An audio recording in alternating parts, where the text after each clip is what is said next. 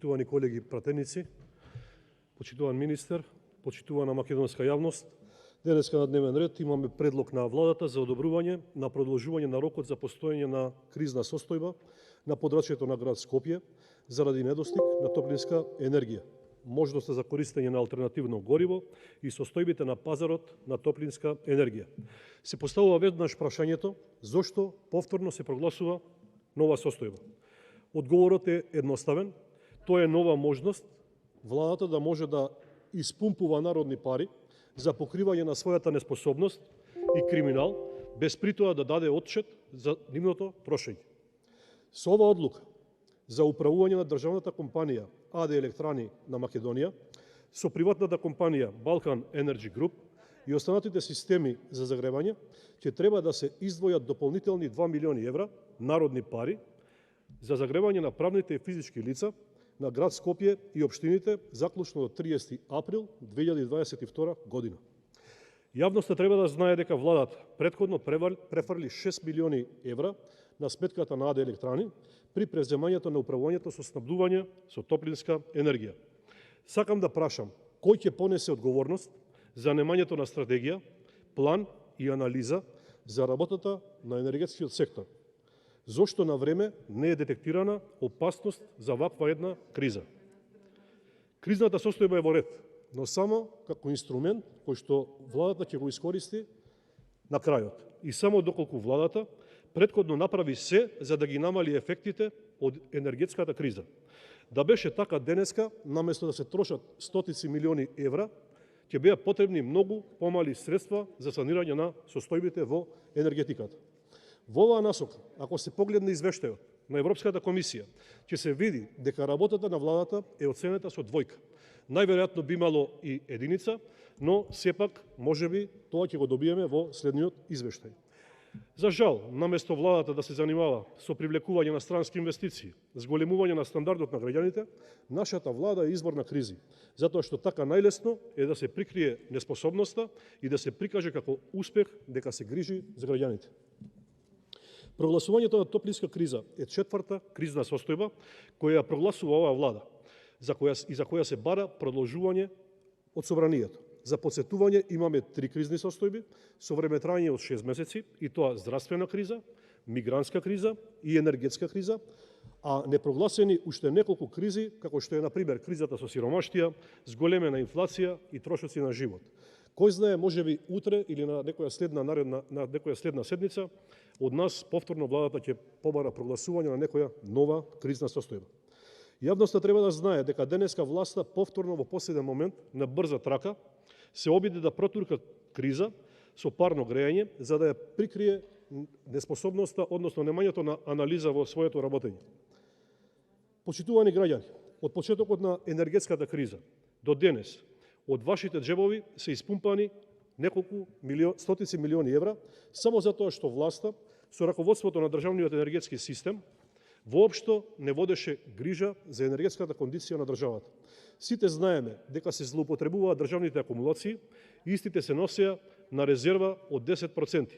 Иако ние како партија алармиравме за состојбата, тогаш директорите на ЗАЕВ велеа дека продаваат вишоци на електрична енергија, фалејќи се дека заработуваат од продажбата на струја.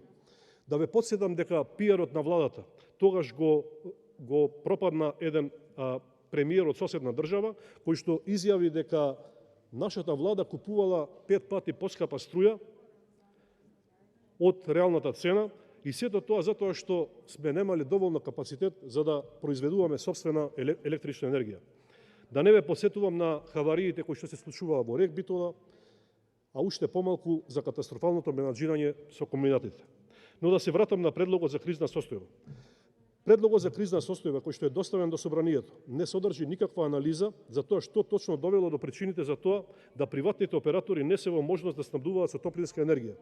Нема податоци колку пари до сега се потрошени од буџетот во претходните 30 дена во кои владата прогласи кризна состојба со топлинска енергија.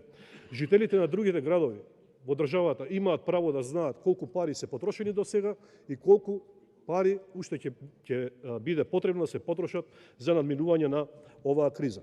Понатаму нема одговор на прашањето зошто се бара продолжување на кризната состојба до 30 април, ако се земе во предвид дека грејната сезона трае до 15 април. Зошто дополнителни 15 дена? Најверојатно за да се испумпаат дополнителни средства од буџетот. За жал, повторно ќе кажам дека владата ги користи овие кризни состојби за испумпување на пари од граѓаните. Граѓаните треба да знаат дека само за енергетската криза на државни електрани од ноември до денес се префрлени 170 милиони евра. Сакам да потсетам дека владата на Заев, претходниот премиер, со председателот на регулаторна Бислимовски не убедува дека нема да има големо поскапување на струјата, но и на цената на парното.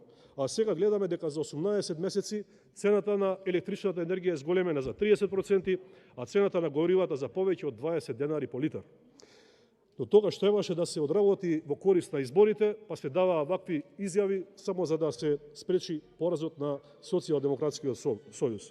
Сето овие покачувања доведува до зголемување на цените на основните производи. Зголемени се цената на лебот, млекото, брашното, маслото за јадење, зголемена е висината на потрошувачката кошничка на приближно 36.000 денари. Со прости зборови, невозможно е да се живее во Македонија. Едноставно народот е се посиромашен, а владата нема капацитет да се справи со кризата и останува само да бара нови кризни состојби. Интересно е што според записникот од владата, управувачкиот комитет за справување со кризи е управуван од министерот за внатрешни работи Оливер Спасовски. Помеѓу другите, тука е и министерот за транспорт Бочварски, кој што како министер за транспорт е човекот кој што е најодговорен за кратењето на средствата за гасификација во Македонија, што може да се забележи и од буџетот за 2022 година, каде од ставката гасификација имаме кратење на дури 63% за оваа година. Граѓаните треба да знаат дека топлинската криза во Скопје е резултат на неинвестирањето во гасификацијата во Македонија од страна на владата на СДСМ и ДУИ. Македонија и понатаму е негасифицирана држава. Реалноста е 0 километри нови гасоводи, односно за 5 години власта на СДСМ и ДУИ не изгради ниту 1 метар нов гасовод со сопствен проект. Дури не се работи ниту на старите проекти кои што ги започна ВМРО ДПМН. Од тука може да заклучиме дека СДСМ и оваа влада немаат сериозен пристап во однос на гасификацијата, а цената да плаќаме сите ние, и тоа финансиски преку цената на струјата и енергенсите, а еве денеска и со парно грејењето. Токму поради таа неспособност Македонија плаќа 6 пати поскап газ и 5 пати повисока цена на електричната енергија на пазарот. За да им појаснам на граѓаните, со воведување на кризна состојба за снабдување со топлинска енергија, државата преку Електрани Македонија го презема раководењето на приватната фирма БЕК и останатите системи за снабдување со топлинска енергија и во наредниот период додека трае кризната состојба ќе раководи со неа. Тоа значи дека најкриминалното раководство во државниот енергетски сектор, кој што ја оштети државата со стотици милиони евра, сега ќе раководи со приватна фирма за снабдување со топлинска енергија на скопјани. Лицата кои се најодговорни за тоа што во Македонија не се произведува доволно електрична енергија и што нема алтернативни извори на енергија, зашто сега мора да плаќаме енормни сметки за електрична енергија, сега ќе го водат снабдувањето со парно грејење на скопјани. Чист популизам и заскривање од одговорност. Се поставува прашањето зошто владата и Комисијата за следење на состојбите за снабдување со топлинска енергија, чија задача е постојано следење, анализирање и проценка на состојбите, не достави извештај до собранието. Зошто се дојде до оваа ситуација и каде ќе бидат потрошени новите 2 милиони евра? Таков извештај не постои, не повикуваат тука да разгледаме извештај кој што не е содржаен и не содржи витални елементи. Исто така јавноста треба да знае дека пари за наминување на топлинската криза со парно грејењето до 30 април 2022 година ќе бидат користени од подпрограмата на буџетот кои што се однесуваат на COVID-19. Тоа значи дека ќе има помалку пари за справување со пандемијата и за други социјални трансфери, отколку што се предвидени. Ова е потврда за тоа што ние цело време го зборуваме дека владата не сака да крати од својот луксус, од парите за набавки на мебел, репрезентации, нови службени возила. Ова исто така е доказ дека владата не сака да скрати од парите за вработување на партиски војници во администрацијата. Па денеска прочитавме дека СДСМ и ДУИ за 5 години вработиле нови 32.000 партијски војници во администрацијата или само за 5 години бројката на администрацијата се зголемила за 25%. Јасно е, не сакате да кратите пари за вработување, ама затоа ќе кратите пари од здравјето. На крајот морам да заклучам дека директна причина за предизвикување на кризите е владата на СДСМ и ДУИ, дел поради нивната неспособност за реализација на капитални инвестиции, а во најголем дел за да се зацкријат криминалите за енормно трошење на народни пари. Благодарам. Реплика пратеник од Панчо Минов, повелете.